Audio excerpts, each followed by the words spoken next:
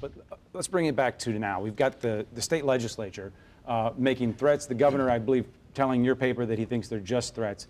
But this is state lawmakers getting involved. They're not happy with what they have seen. Are those real? Are those threats substantial? Well, I mean, I think it's always substantial anytime you have people in power that are threatening a university. But at the same time, it's not unique. You know, you go to states all over, you go anywhere in the country, and you have legislators who are trying to get involved in university business. And it's up to the university. What are they going to do? I mean, it's an academic institution. I mean, you're supposed to have this free flowing of ideas. You're going to have things that are controversial that happen on a campus. And are you going to stand up for yourself, or are you going to bow down because they control the purse strings? And so I think right now the administration at Mizzou is very upset and very worried about what's going to happen. But really, I mean, this is the flagship university, the premier public university in this state. I mean, Mizzou has some power, it has some clout, and a lot of people on campus are wondering, when is the administration going to stand up to the legislature? You worried? I am worried. I hope and I pray that these are threats that do not become a reality.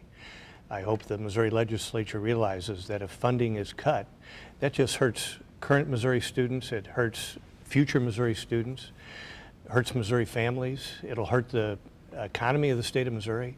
It'll be an invitation to the best and brightest students in our state to leave if our state legislature cuts funding. So I'm very worried, and I hope the legislature doesn't do it. I think it would be wrong. It would hurt the university, it would hurt the state, and it would hurt everybody in Missouri. Yeah, because you see the Mizzou extension sign, and then you have actual campuses across the state that, as you said, acts as an economic driver to some degree in terms of research dollars and things that come into the state. The University of Missouri system is the second largest employer in the state of Missouri. And if the funding is cut to Mizzou, that'll affect the entire University of Missouri system. People will lose their jobs.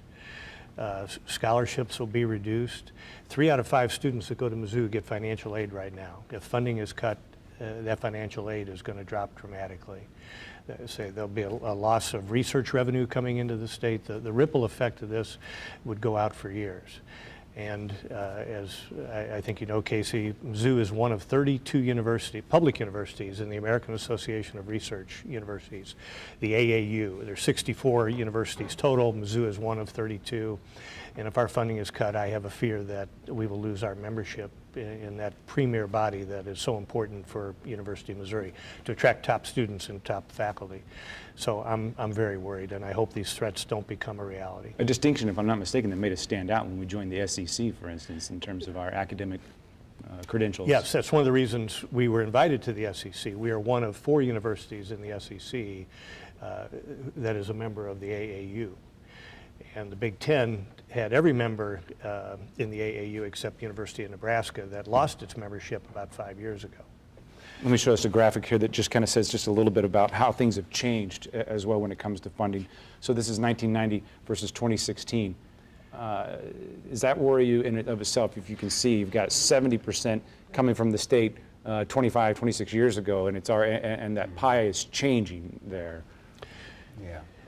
Yes. Yeah, I think it'd be very tough to hinge the loss of funding to Mizzou on the students who are drawing attention to serious issues of diversity at the university and the system itself. I think from the graphic that we just looked at, it's been in the works to defund this flagship university. And to be fair, it's not just Missouri. This is happening all over the nation. And so I think that's a tough thing to do. It might seem convenient at this point to blame the loud students. What about enrollment? Enrollment's down, or projected to be down. Is that a concern? Well, it's always a concern when enrollment's down or when you think it's going to be down. I mean, at this point, they don't know. But for the first time in years, correct? Yeah, but I mean, Because of the events of last fall, or, you know, I mean, like we discussed, you know, it's with the demographics. for right? demographics, absolutely. You know, you have fewer students in the pipeline, fewer high school students who are 18 and college ready at this point. It's kind of leveled off throughout Missouri, throughout the entire Midwest.